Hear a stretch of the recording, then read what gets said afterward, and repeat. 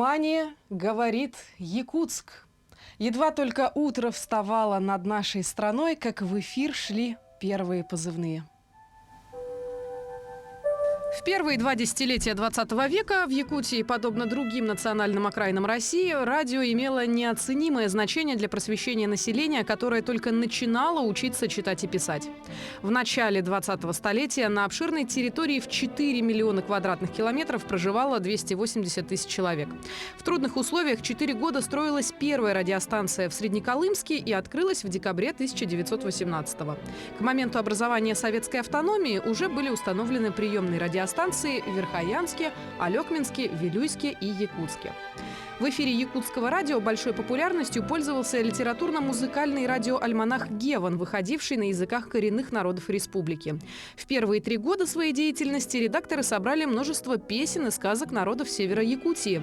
Хронометраж собранных материалов составил более 25 часов. Было очень сложно оформлять, особенно молодежные передачи, литературные, потому что там хотелось что-то национальное, свое.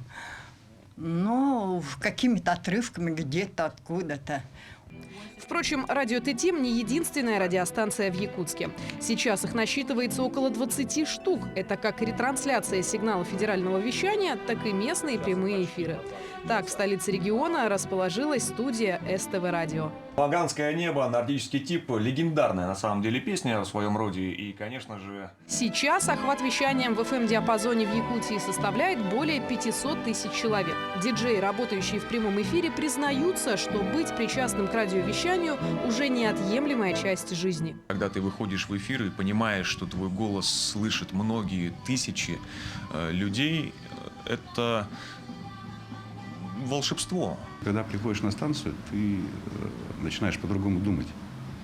То есть там уже забываешь про то, что надо сейчас картошку посадить и так далее. То есть у тебя идет эфир. И понятное дело, как он вильнет, никто не знает. И это цепляет. Как бы то ни было, День радио – праздник особенный и для коротковолновиков радиолюбителей, которые, даже будучи вдали от дома, находятся на одной волне с единомышленниками. И, разумеется, с теми, кто оперативно информирует о важнейших событиях или просто настраивает на позитивный лад. Надежда Саханская, Илья Сыромятников, Георгий Григорьев. Якутск.